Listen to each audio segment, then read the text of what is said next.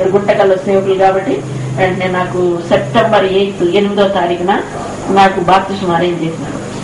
Arrange చేసిన తర్వాత ఆ సెప్టెంబర్ 8 నాకు ఇంకొకరికి ఇద్దరికి మాత్రం హెబ్రోన్ లో బాప్తిస్మాలు ఇస్తున్నారు. ఇద్దరికి ఇచ్చేటప్పుడు నాతో కూడా ఏర్పాటైన ఆ వ్యక్తి కూడా రాలేదు. రాకపోతే అప్పుడు నాకు ఒక్కదానికి ఆ దినం బాప్తిస్మం వేయడం జరిగింది. ఇచ్చిన తర్వాత నేను అనుకోకుండా ఎందుకో నాకు బాప్తిస్మం తీసుకున్నాక వైట్ డ్రెస్ వేసుకోవాలనేది నాకు తెలియదు. కానీ అక్కడ ఒక సిస్టర్ ఒక ఆమె ఉండేది. ఆమె ఏం చేసిన వెంటనే వైట్ సారీ కొత్త తను కొనుక్కోండి, ఎందుకు ఇచ్చిందో ఏమో నాకు తెలీదు, మీరు బాప్తిస్మం తీసుకున్న తర్వాత ఈ చీర కట్టుకోండి అని చెప్తే నాకు ఒకరి బట్టలు వేసుకునేది నాకు అలవాట్లేదు, ఎందుకు తీసుకోవాలా అని నేను అనుకున్నాను. కానీ ఈ కొత్త చీరండి మీరు కట్టుకోండి, తర్వాత సిస్టర్ అని తీసుకొచ్చి నాకు ఇస్తే సరే బాప్తిస్మం అయిన తర్వాత అవి కట్టుకొని నేను ఇంటికి వచ్చేసినాను. అయిపోయిన తర్వాత ప్రతిరోజు ఇలాగే పాపక్షమాపణ పొందుతూ దేవుళ్ళలో ప్రార్థన చేసుకుంటూ ఉండేదాన్ని. ఎవరైనా చనిపోయిన వ్యక్తులు కానీ, ఎవరైనా అన్యాయంగా అక్రమంగా ప్రవర్తించేవాడిని కానీ, లోకంలో అవి చూస్తే అసలు ఎంత మాత్రం నేను ఓర్చుకునేదాన్ని కాదు. చనిపోయిన ఆత్మ ఎక్కడ పోతుంది ప్రభా, వీళ్ళందరినీ మోక్షానికి ఎందుకు తీసుకోకూడదు, నువ్వు దయగల దేవుడు కదా, నా నాన్న ఏమడిగినా ఇస్తానన్నావు కదా, ఎందుకు చేయవాలి చేవి చేయవు ప్రభా అని దేవుడితో ఎప్పుడు నేను అడుగుతూ ఉండేదాన్ని. ఏమడిగినా ఇస్తానన్నారు కదా, అందరిని రక్షించండి, అందరినీ మంచి మనుషులుగా చేయండి, మీకు అసాధ్యమైంది ఏం లేదు కదా, ఇట్లా ప్రార్థన చేసుకుంటా ఉండేది. అదే ఇట్లా అయిపోయింది. మరి చివరకు నా ట్రైనింగ్ కూడా కంప్లీట్ అయిపోయింది. ఇంటికి రావడము జనవరి 75 జనవరి 1కు నేను ఇంటికి వచ్చాను. ఆ దినమే మా ఫస్ట్ రాత్రి వచ్చాను. మరి మా మూడో అబ్బాయిది బర్త్డే అనమాట ఆ దినం 1వ తారీఖున. సరే వెంటనే అబ్బాయి బట్టలు తీసుకుని ఇంకా వచ్చినాను. ఇంటికి వచ్చిన తర్వాత మళ్ళీ యథావిధిగా ఇంట్లో కూడా మా పిల్లలు, చిన్న పిల్లలు వాళ్ళు 4 ఉన్నారు. మా తల్లిదండ్రులు వాళ్ళు, మా మదరు మా దగ్గర ఈ పిల్లలు అన్ని దినాలు చూసుకున్నారు. మరి ఇంకా సరే ఆమె కొన్ని దినాలు ఉన్న తర్వాత ఆమెను కూడా పంపించడం జరిగింది. ఆ మీద తర్వాత మా సిస్టర్ను నాకు కొంచెం సహాయకారిగా ఉండడానికి 4 పిల్లలు ఉన్నారు కాబట్టి ఆమె తీసుకొచ్చుకున్నాను. లాస్ట్ చెల్లెలు రూత్ అని ఒక అమ్మాయి, ఆమె నా దగ్గర పెట్టుకున్న తర్వాత ప్రతిరోజు నేను ఇంకా వాళ్ళు నాకు చిన్ననాటి నుండి మా ఇంట్లో మా అన్నయ్యను నన్ను ఎంతో ప్రేమతో మా తల్లిదండ్రులు ఏ పని చెప్పకుండా పెంచారు. ఆ కారణం చేత అలాగే పెరగడం అయింది. వాళ్ళు ఎంతో సహాయం చేస్తూ వచ్చేవాళ్ళు అనమాట. నాకు ఈ వంట దగ్గర కానీ ఏ పనులు కూడా ఏం పని లేకుండా ఎక్కువ సమయం నాకు దేవుళ్ళలో ఎదగటానికి అవకాశం దొరికింది. దొరికితే వెంటనే నేనేం చేసినానంటే ప్రతిరోజు ఎప్పుడైతే మా పిల్లలు స్కూల్కి వెళ్ళిపోతారో, మా భర్త స్కూల్కి వెళ్ళిపోయిన తర్వాత ఒక సైడ్ రూమ్ ఖాళీ చేసుకొని అక్కడ నేను ప్రార్థనకి ఏర్పాటు చేసుకున్నాను. నేను ప్రార్థన చేసేటప్పుడు నాకు బయట శబ్దాలు ఏమీ ఉండకూడదు అనమాట.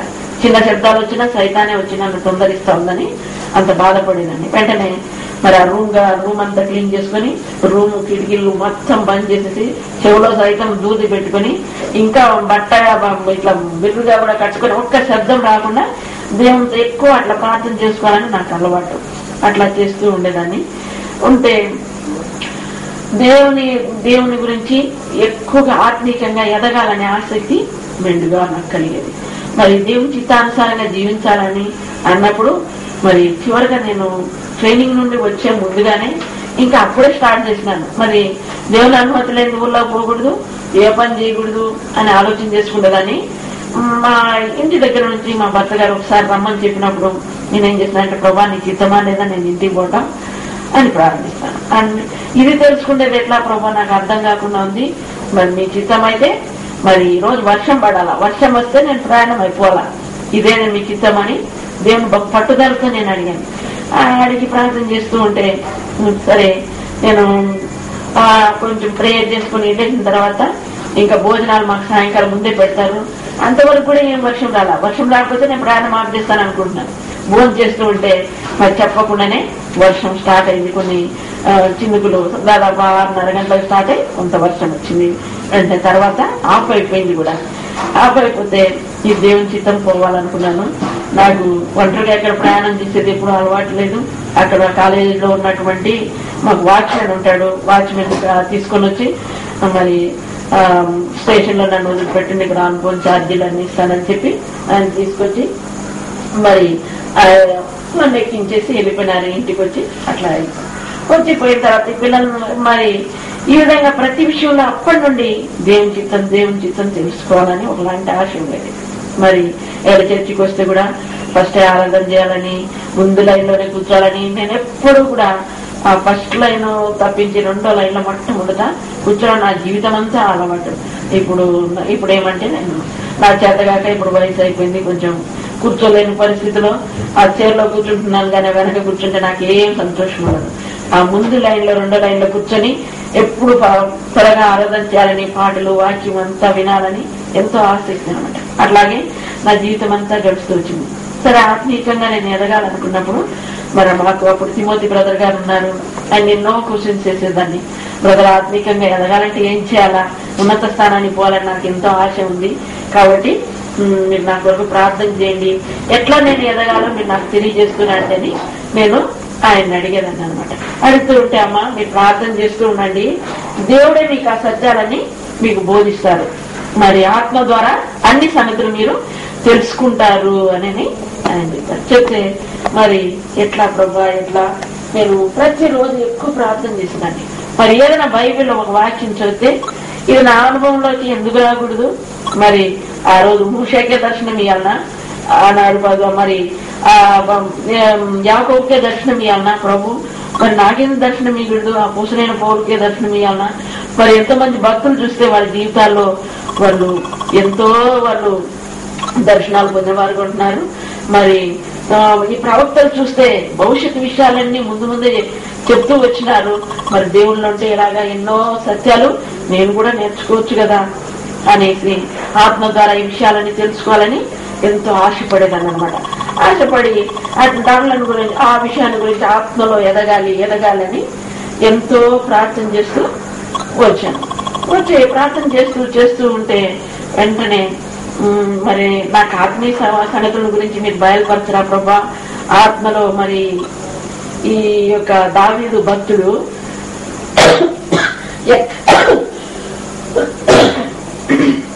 నేను ఎక్కలేనంత ఉన్నత స్థానం ఎగటానికి నాకు ఆత్మీయంగా సహాయం చేయమని ఆయన అడిగారు కదా.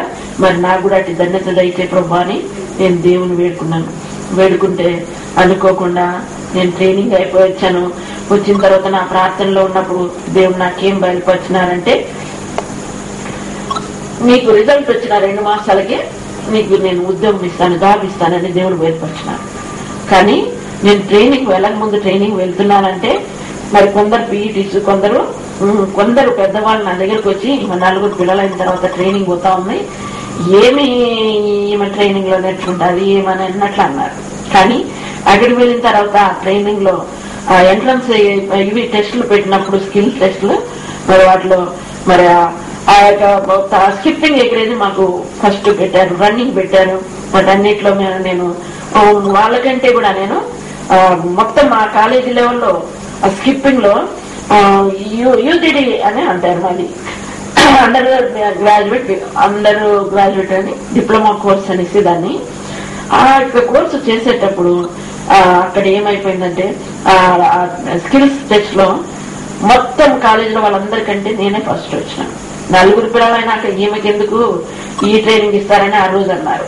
తర్వాత ఏమన్నారంటే ఆ యొక్క రన్నింగ్ రేస్ లో దాంట్లో కూడా ఫస్ట్ వచ్చింది. మొత్తం యూజీని మరి ఈ యొక్క డిగ్రీ వాళ్ళు కూడా బీపీడీ వాళ్ళు చూస్తే వాళ్ళందరిలో కూడా ఒక్క అమ్మాయి వాళ్ళలో ఫస్ట్ వచ్చింది. వాళ్ళలో మాలో కలిపి మొత్తంలో చూస్తే మా దాంట్లో నేను ఫస్ట్ వచ్చాను, సెకండ్ మళ్ళా నేనే వచ్చినాను. అన్నిట్లో వచ్చిన తర్వాత వాళ్ళు ఫస్ట్ లిస్ట్ లోనే నా పేరు మెన్షన్ చేసి ట్రైనింగ్ ఆనానికి పంపించినారు. కానీ ట్రైనింగ్ అయిపోయి వచ్చినాక ఎంతో మంది ఇక్కడ ట్రైనింగ్ అయిన వాళ్ళు ఉన్నారు, మీకు ఎప్పుడు ఉద్యోగం వస్తుంది, ఎప్పుడు ఏమోలండి ఏదో అయిపోయింది ట్రైనింగ్ గమ్మునుండండి, ఎప్పుడో ఒకసారి అయిపోయింది మంచిదిలే, పిల్లలు ఉన్నారు ముందుకు మంచిది అని అందరు అన్నారు. కానీ దేవుని యందు దేవుడు గొప్ప విశ్వాసం దేవుళ్ళో ఇచ్చాడు. అది హెబ్రీ 11లో ఉంది, విశ్వాసం అనేది నిరీక్షింపబడు వారి నిజ స్వరూపము అదృశ్యమైన ఉన్నవంతకు రుజువు. కాబట్టి దేవుని మీద నాకు విశ్వాసంతో విశ్వాస వీరులు ఎన్నో గొప్ప కార్యాలు చేసినట్టుగా హెబ్రీ పత్రికలో 11 నేను దేవుడు నాకు తప్పక జాబ్ ఇస్తానని నేను నమ్మిక ఉంచి మరి అప్పుడు ప్రార్థన చేస్తూ ఉన్నాను. దాదాపు ట్రైనింగ్ అయిపోయిన తర్వాత మరి నాకు కొన్ని దినాలు నా రిజల్ట్ మాకు లేటుగా ఇచ్చారనమాట. ఆ రిజల్టే మాకు ఆలస్యంగా పబ్లిష్ చేశారు, పేపర్కి వచ్చింది.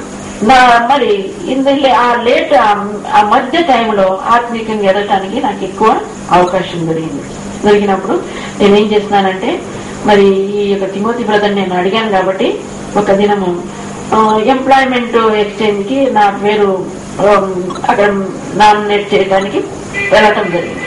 వెళ్దామని ట్రైన్లో ఎక్కి మేము వెళ్దామని అనుకున్నప్పుడు ఈ మధ్యలోనే భక్సింగ్ బ్రదర్ గారు ఈ రోజే అనంతపురం వచ్చారు, అంతకన్నా ముందే చెప్పారు కదా, చర్చిలో చెప్పారు కాబట్టి ఈ రోజు వస్తున్నారని ఆ దినాన్ని మేము ఏర్పాటు చేసుకున్నాము.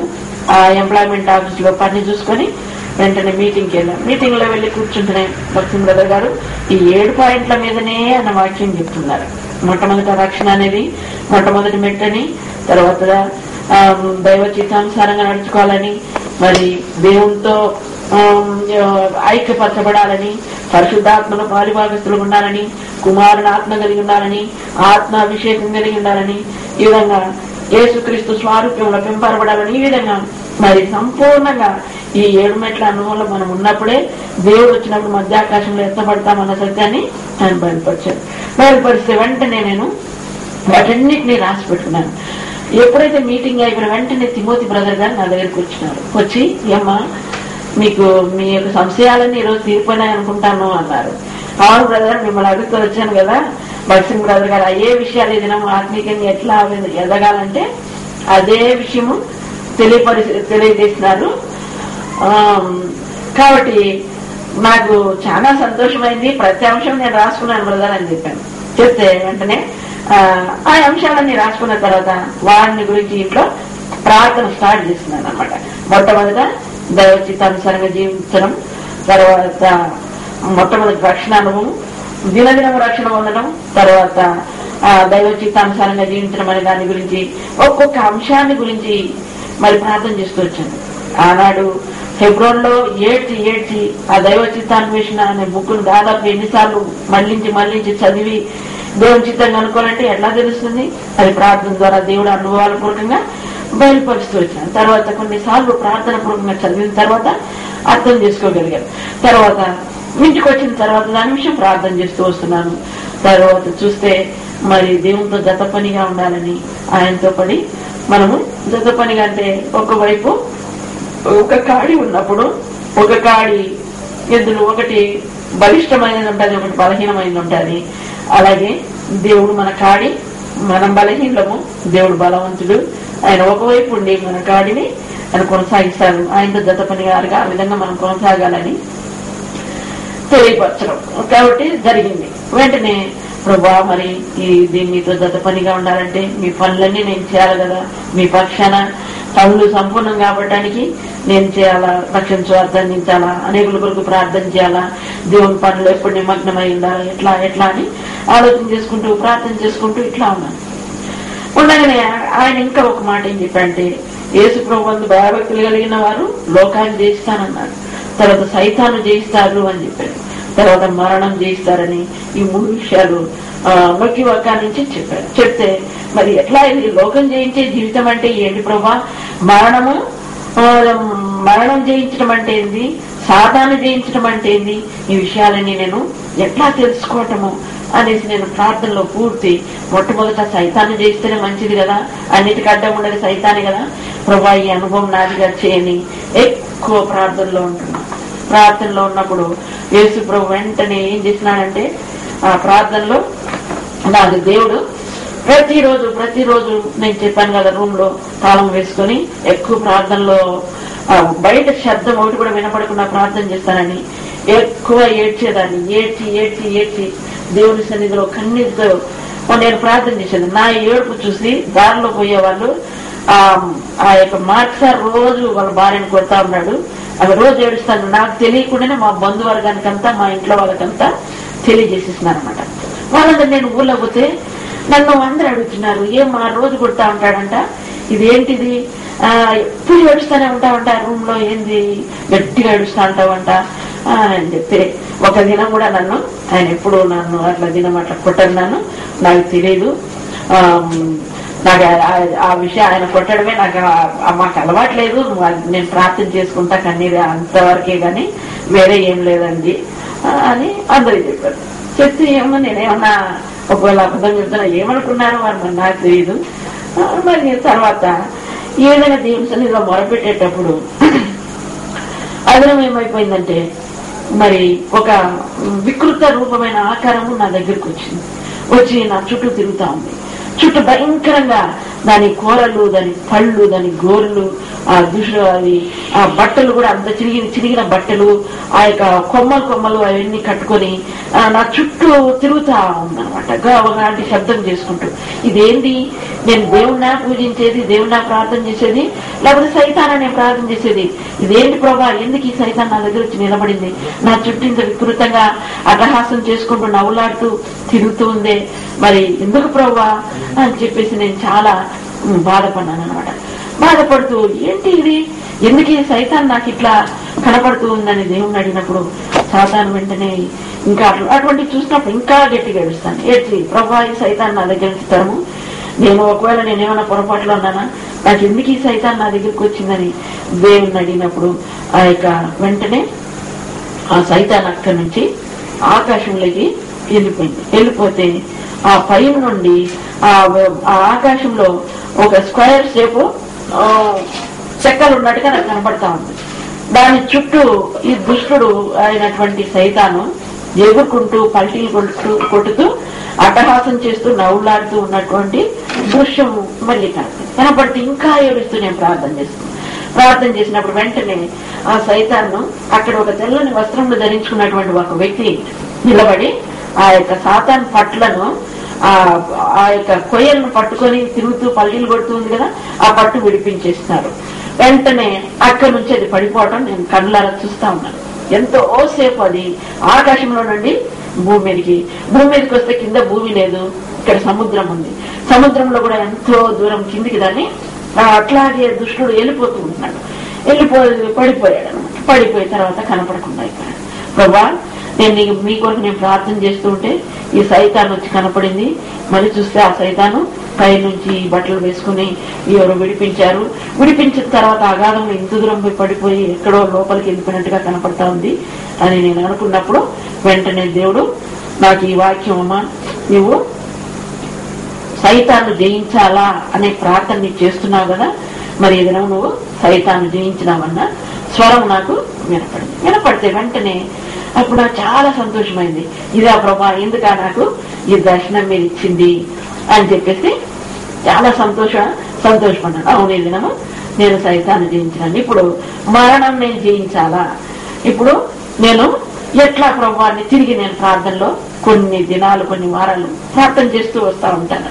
చేస్తూ వచ్చినప్పుడు మళ్ళీ దేవుడు రెండవ దర్శనం నాకు ఇచ్చాడు. ఆ దర్శనంలో వెంటనే మళ్ళీ ఆ దినము ఒక పెద్ద పర్వతము దొల్లుకుంటూ నేను నిలబడిన స్థలం మీదకి వస్తూ ఉంది. ఒక్కవేళ ఆ పర్వతం దొల్లి నా పైన పడితే నేను నల్లి అయిపోతాను, నేనేమైపోతానో తెలియదు అనమాట. ఎక్కడ నజిబిజి అంతా పీసులుగా తయారైపోతాను. కానీ అది ఎంత స్పీడ్తో వచ్చిందో, కానీ నా దగ్గర ఒక వైట్ తెల్లని బట్టలు ధరించుకున్నటువంటి ఒక వ్యక్తి తన హస్తం చాచి నా దగ్గర ఉన్నాడు. ఎప్పుడైతే ఆ కొండ దొల్లుకుంటా వచ్చింది నా దగ్గరకు వచ్చిన వెంటనే అక్కడే ఆగిపోయింది. మరి అది నన్ను ఏమీ చేయలేకపోయింది. వెంటనే అప్పుడు దేవుడు వెంటనే ఆ యొక్క తెల్లని వస్త్రం వేసుకున్నటువంటి వ్యక్తి, ఏ విధంగా నువ్వు మరణం జయించినావు అని చెప్పేసి, లోకము జయించినావు అని చెప్పి ఆయన చెప్పాడు అనమాట. చెప్తే వెంటనే ప్రభా ఏంటి లోకం అంటే, ఆ పర్వతం లాగానే ప్రవాహం లాగా లోకము కొట్టుకొని పైకి వస్తారు, వచ్చినా కూడా నిన్నేం చేయలేదు లోకము అని చెప్పేసి ఆయన చెప్పారు. ఇదిగో నేను నీకు తోడుగా ఉన్నానమ్మా అని చెప్పి దేవుడు ధైర్యం ఇచ్చినారు. వెంటనే ఆయన అదృశ్యమైనారు. నాకు ఎక్కడ లేని సంతోషమైంది. అబ్బా ఏదైనా నేను లోకాన్ని జయించిన లోకంతో ఇంకా నాకేం పని అనేసి అప్పటి నుండి నేను ఎంతో సంతోషంగా ఉన్నాను. తిరిగి ఇప్పుడు సాతాను లోకం జయించిన మరణం జయించే అనుభవం కూడా నాది కావాలా, ఎట్లా ప్రభా అని చెప్పేసి మరీ తిరిగి ప్రార్థనలో ఉంటున్నాను. ఉండిన తర్వాత ప్రార్థన చేస్తూ ఉంటే మళ్ళీ కొన్ని వారాల తర్వాత దేవుడు మళ్ళీ నాకు ఒక దర్శనం ఇచ్చాడు. ఆ దర్శనంలో వెంటనే ఏమైందంటే ఒక పెద్ద ఆఘాతం. ఆ ఆఘాతంలో కాలు పెడితే ఎంత దూరం పోతుందో నాకు తెలీదు. ఒకవేళ పడిపోతే అక్కడికి అసలు నేను పడిపోయిన స్థలం కూడా నాకు కనపడదు, ఎవరికి కనపడదు. అంత లోదైన అనుభవంలో ఆ ఆఘాతం ఉంది. ఆ ఆఘాతంలో పైన ఒక మామూలుగా మీరు చూసి ఉంటారు, తంతె పైన మనుషులు నడిచేది, ఆ విధంగా ఒక సన్న తంతె మాత్రం అవతలికి యువతలకి ఆఘాతం మీద ఉంది. ఆ తంతె పైన నేను నిలబడుకొని ఉన్నాను. నిలబడుకొని ఇటువైపు నుండి అటువైపు నడిచి నిర్భయంగా వెళ్ళిపోయి అది దాటి కింది దిగినాను. దిగిన తర్వాత అక్కడ కూడా ఒక తెల్లని వస్త్రాలు ధరించుకున్న వ్యక్తి కనపడ్డాడు. ఈ రోజు నువ్వు మరణం జయించినావు బిడ్డ అని దేవుడు బయలుపరిస్తే నాకు చాలా సంతోషమైంది. దేవా మరి సాతాను జయించే అనుభవం ఇచ్చినావు, లోకాన్ని జయించే అనుభవం ఇచ్చావు, మరి మరణం జయించి మరణము సాతాను లోకము ఏదైనా జయించే అనుభవంలోని తీసుకొచ్చావు కనుక మీకు ఎన్నో వందనాలని నేను దేవునికి చెప్పుకోగలిగినాను. చెప్పి ఇట్లా సంతోషంగా జీవితం గడుపుతూ ఉండి ఎక్కువ ప్రార్థనలో ఉంటున్నాను. ప్రార్థనలో ఉంటే అప్పటికే నన్ను గురించి చాలా మందికి తెలిసిపోయింది అనమాట. చర్చిలో తిరగడం, ఏదన్నా బాగలేని వాళ్ళు నన్ను మరి ఇంటికి పిలిచి ప్రార్థన చేయించుకోవడం జరుగుతూ ఉందన్నమాట. నేను వెళ్ళి వాళ్ళ ఇంట్లో ప్రార్థన చేసేటప్పుడు అనుకోకుండానే ఆ ఇంటి సంగతులు నాకు కొన్ని బయలుపడేటి అనమాట. ఈ ఇంట్లో సాతాను క్రియ ఉంది, సైతాన్ని పనిచేస్తా ఉంది, లేకపోతే కొన్ని క్షుద్ర శక్తులు పనిచేస్తున్నాయి, లేకపోతే ఈ ఏదో అవన్నీ దేవుడు ఆ టయానికి వరకు ఏమొచ్చినాయి కొన్ని విషయాలు బయలుపరుస్తూ ఉండేవారు. ఉంటే అట్లా ప్రార్థనలు అందరికీ అప్పటికే ఫలాన్ని తీసుకు మంచిగా ప్రార్థన చేస్తూ ఉంటున్నారని అందరికీ.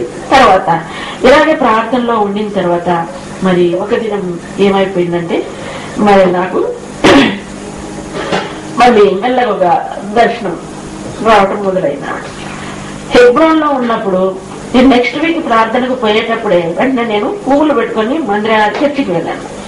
అందరు చెప్పినారు మీరేం హెబ్రోన్ చర్చి పూలు పెట్టుకొని గుడికి వస్తున్నారు, ఎక్కడన్నా ఉందా హెబ్రోన్ చర్చిలో ఎవరు పెట్టుకోరండి, ఒకవేళ పెట్టుకునే వాళ్ళు కూడా గుడికి పోయేటప్పుడు పెట్టుకోకుండా పోతారు, మీరెందుకు పెట్టుకొని పోతా ఉన్నారు అని అన్నారు. అంటే నేను చెప్పినాను దేవుడు నాతో మాట్లాడితే నేను అవన్నీ తీసేస్తానండి, మీరు ఒకరు చెప్తే నేను వినను, దేవుడు నా అనుభవంలో తీసుకొస్తే నేనే తీసేస్తాను అని చెప్పినాను. కానీ అది నేను గుడికి వెళ్ళి ప్రార్థనలో కూర్చుంటే వెంటనే దేవుడు నాతో మాట్లాడినాడు. అక్కడక్కడే పువ్వులు ముక్కలు ముక్కలుగా తుంచి చాప కింద పరుచుకున్న బెడ్షీట్ కింద పెట్టేయడం జరిగింది. అక్కడే వదిలేసినాను. తర్వాత ఇక్కడికి వచ్చిన తర్వాత చర్చిలో ఇవో భలే ఆరాధన చేస్తుంది, అన్ని ప్రార్థనలు చేస్తూ ఉంటుంది, అన్ని నగలేసుకొని మంచి మంచి బట్టలు వేసుకొని నగలేసుకొని గుడికి వస్తూ ఉంటుంది అని అన్నారు. మరి నేను చెప్పినాను దేవుడు నాతో మాట్లాడితే ఏదైనా మాట్లాడితే దేవుడు మాట్లాడితే తీసేస్తాను, కానీ మీరు చెప్తే ఎవరు చెప్తే గాని నేను చెయ్యను అని చెప్పినాను. చెప్తే వెంటనే అప్పుడేమైపోయింది అట్లే ప్రార్థనలో ఉన్నాను. ఉంటే ఒక దినం ఒక మంచినీళ్ళ కొలాయి దగ్గర నేను ఉన్నట్టుగా నాకు కొన్ని దర్శనాలప్పుడు ఇంకా దర్శనాలు స్టార్ట్ అయినాయి, అవి ఇవి కనపడుతూ వచ్చేటాయి అనమాట. కొన్ని మాత్రం చెప్తాను, ప్రతిదీ చెప్పాలంటే టైం లేదు. సరే అప్పుడేమైపోయిందంటే ఒక మాంత్రికుడు నా దగ్గరికి వచ్చాడు. నేను మొట్టమొదట నేను సాతాను జయించాలని నేను అనుకున్నాను కదా. వెంటనే ఒక మాంత్రికుడు ఒకలాంటి శబ్దం చేసుకుంటూ ఆ కొలాయి దగ్గరికి వచ్చాడనమాట. వచ్చి వెంటనే ఆయన ఏం చేస్తున్నాడంటే నా దగ్గర ఉండే ఆ త్రికోణం లాగా ఏదో ఉంది, దీన్ని నీకు తగిలించినా అంటే నువ్వు చాలా ప్రార్థన చేస్తున్నావు, నేను తగిలించినా అంటే భస్మం అయిపోతావు నువ్వు అని చెప్తున్నాడు. చెప్తే ఇదేంటి నేను భస్మం అయిపోతానా, నువ్వు నన్ను ఏం చేసుకోలేవు, నేను దేవుని బిడ్డను అని చెప్తున్నా. చెప్తే లేదు నువ్వు చూడు ఏమైపోతావు అనేసి ఒక త్రికోణం తీసుకొని వచ్చి నాకు తగిలించాడు అనమాట. తగిలిస్తే నాకు ఏమీ కాలేదు. కాకపోతే ఆయన ఆశ్చర్యంగా పైకి కిందికి చూస్తాను. తీసి మళ్ళీ ఇంకొక రకమైన మంత్రాల ఏదో ఉంది నా దగ్గర, అది తగిలించినాడంటే ఇంకేం లేదు అని మళ్ళీ ఇంకోటి తీసి అది నాకు దగ్గర తీసుకొచ్చి తగిలించాడు. నువ్వు ఏం చేసినా నువ్వు నన్ను ఏం చేసుకోలేవు, నేను యేసు ప్రభు బిడ్డను అని చెప్తే వెంటనే అతను భయపడి అక్కడ నుండి వెళ్ళిపోవడం జరిగింది. ఈ విధంగా ఎప్పుడైతే ఏదైతే నేను మంత్రాలకు నేను భయపడే ఒకప్పుడు భయపడ్డాను, దేవుడు అవన్నీ నన్ను ఏం చేయలేవని అది నాకు తెలుసుకోగలిగినాను. తర్వాత ప్రయాణమై ఒక దినం వస్తున్నాం. వస్తూ ఉంటే ఆ ప్రయాణంలో మరి మేము దాదాపు సిమ్లాకు, మా ఇద్దరు పిల్లలే అప్పుడు ఉంటున్నారు మా దగ్గర, సిమ్లాకు వరకు 4 పిల్లలు తీసుకుని కాశ్మీర్కి వెళ్ళాం. వెళ్ళి వచ్చేటప్పుడు దాదాపు రేణిగుంట వరకు మేము కూపీలాగా ఏర్పాటు చేసుకుని అందులో వచ్చాం. 4 దినాల పైన దాంట్లోనే ఉన్నాం. రేణిగుంట దిగిన తర్వాత రిజర్వేషన్ లేదు. తర్వాత మేము అక్కడి నుంచి మామూలు జనరల్ కంపార్ట్మెంట్ లో ఎక్కడం జరిగిన తర్వాత అక్కడ ఎక్కితే చాలా భయంకరం. ఎట్లుందంటే కాలు మోపుకోవటానికి కూడా ఆ పెట్టెలు, అటువంటి పెట్టెలు మేము ఎక్కినాం అనుకోకుండా. ఎందుకంటే ట్రైన్ మూవ్ అయిపోతాం. ఎక్కిన తర్వాత కష్టం అయిపోయింది. తల మీద బరువు ఉన్నట్టుంది, పైన గంపలు ఎత్తుకొని కింద చూస్తే మనుషులు, పైన మనుషులు భయంకరంగా ఉంటున్నారనమాట. వాళ్ళందరినీ చూస్తే చాలా భయం అనిపించింది. భయం అనిపించి వెంటనే ఎట్లా ప్రభా అని చేతిలో నాకు పిల్లలు ఉన్నారు, 4 పిల్లలు, ఆయన దగ్గర నా దగ్గర సామాను, ఎంతో సామాను, ఎట్లా ఏం చేయాలో తోచలేదు. చిన్న సందు ఉంటే మెల్లగా అని చెప్పి అమ్మ చేతిలో బిడ్డన్నాడంటే కూర్చుంటానంటే అప్పటికి అక్కడ కూర్చున్నామా లోపలికి బాత్రూమ్ పోయి వచ్చింది. కొంచెం సందు పెట్టుకోమా అంటే ఆమె కూర్చొని మోచేతులతో పుడుస్తా ఉన్నట్టుగా కూర్చొంది అనమాట. మాట తోసేస్తాను.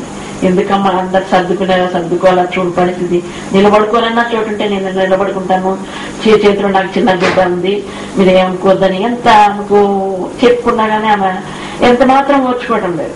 ఓర్చుకోకుండా చేస్తే మనసులో ప్రార్థన చేసుకున్నా, ప్రభా ఇంత నిర్దాక్షిణ్యంగా ఎందుకు మనుషులు ఏ విధంగా ఉంటారు ప్రేమ లేకుండా అని అట్లా ప్రార్థన చేసుకున్నాను.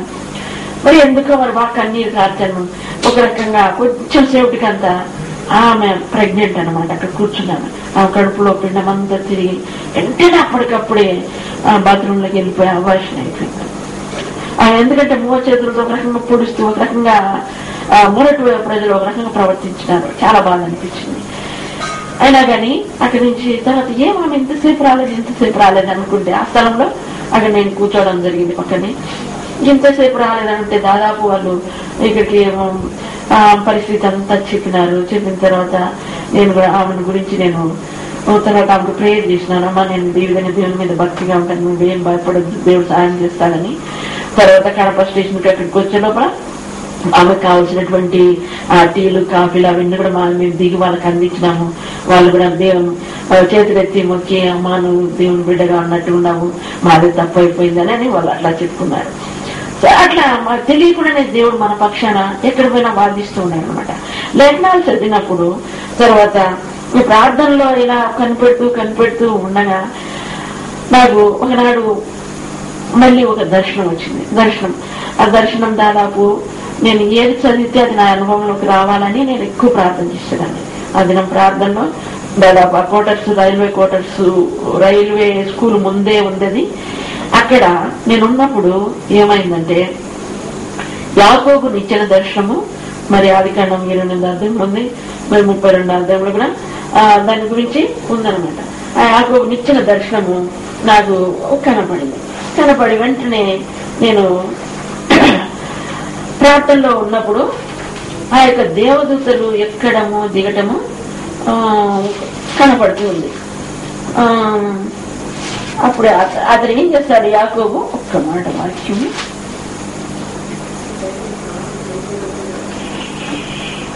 యాకోబు